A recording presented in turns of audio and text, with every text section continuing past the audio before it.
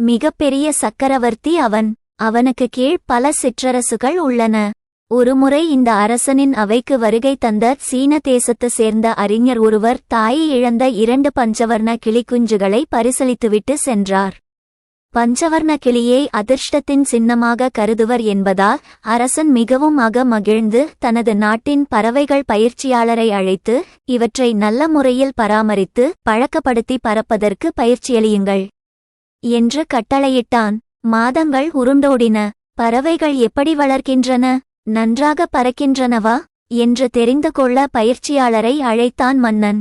அரசே, 2 பறவைகளில் ஒன்று நன்றாக கற்றுக்கொண்டு விட்டது. மற்றொன்று பறக்க எவ்வளவோ முயற்சித்தும் அது அமர்ந்திருக்கும் கிளையை விட்டு நகர மறுக்கிறது என்றான். உடனே மன்னன் தனது நாட்டில் உள்ள பிரசித்தி பெற்ற கால்நடை மருத்துவர்களையும் பறவையியல் நிபுணர்களையும் அழைத்து பறவைக்கு என்ன ஆயிற்று, அது ஏன் பறக்க மறுக்கிறது என்று ஆராயுமாறு கட்டளையிட்டான். அவர்களும் அதை முற்றிலும் பரிசோதித்துவிட்டு, இந்த பறவையிடம் எந்த குறையுமில்லை, உடலில் ஊனமுமில்லை, ஆனால் அது ஏன் பறக்க மறுக்கிறது என்று புரியவில்லை அரசே என்றனர்.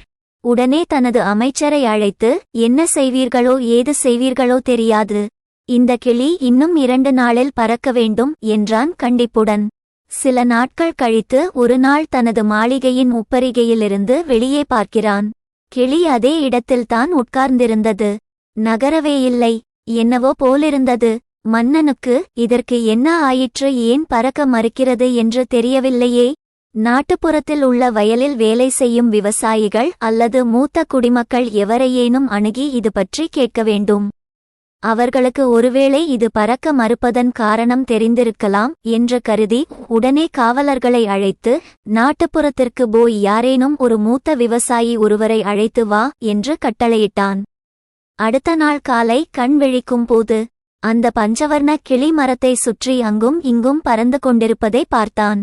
அவனுக்கு ஒரே சந்தோஷம். இந்த அற்புதத்தை செய்தவரை உடனே அழைத்து வாருங்கள் என்றான். அந்த விவசாயி மன்னன் முன்பு வந்து பணிந்து நின்றார். எல்லாரும் முயற்சி செய்து தோற்றுவிட்ட நிலையில் நீ மட்டும் கிளியையே எப்படி பறக்கச் செய்தாய்?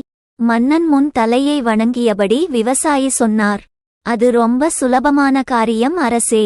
மரத்தில் ஏறி அந்த பறவை உட்கார்ந்திருந்த கிளையை நான் வெட்டிவிட்டேன், வேறொன்றுமில்லை என்றார். இறைவனும் சில சமயம் அந்த விவசாயி போல நம்மை நமது சக்தியை உணரச் செய்ய வேண்டி நாம் அமர்ந்திருக்கும் கிளையை வெட்டிவிடுவான். அது நமது நன்மைக்கே. நம் சக்தியை ஆற்றலை நாம் உணர வேண்டியே என்று கருதி நம்மை உயர்த்திக் கொள்ள முயற்சிக்க வேண்டும். நாம் அனைவரும் உயர உயர பறப்பதற்கு படைக்கப்பட்டவர்கள். ஆனால் பல சமயங்களில் நாம் நமது சக்தியை உணராமல் ஒரே இடத்தில் அமர்ந்து கொண்டு பழக்கப்பட்ட வேலைகளை மட்டுமே அதுதான் நம்மால் முடியும் என்று கருதி செய்து வருகிறோம். நாம் சாதிக்கக்கூடியவை எண்ணற்றவை, முடிவற்றவை. ஆனால் நம்மில் பலருக்கு அது கண்டுபிடிக்கப்படாமலே போய்விடுகிறது. செக்கு மாடு போல ஒரே இடத்தில் மிக சுலபமான ஒரே வேலையை செய்வதிலேதான் நாம் ஆர்வம் செலுத்துகிறோம். ஆகையால் தான் பலருக்கு வாழ்க்கை ஒரு உற்சாகமான, த்ரில்லிங்கான, மன நிறைவான ஒன்றாக இல்லாமல் மிகச் சாதாரணமாக கழிந்துவிடுகிறது.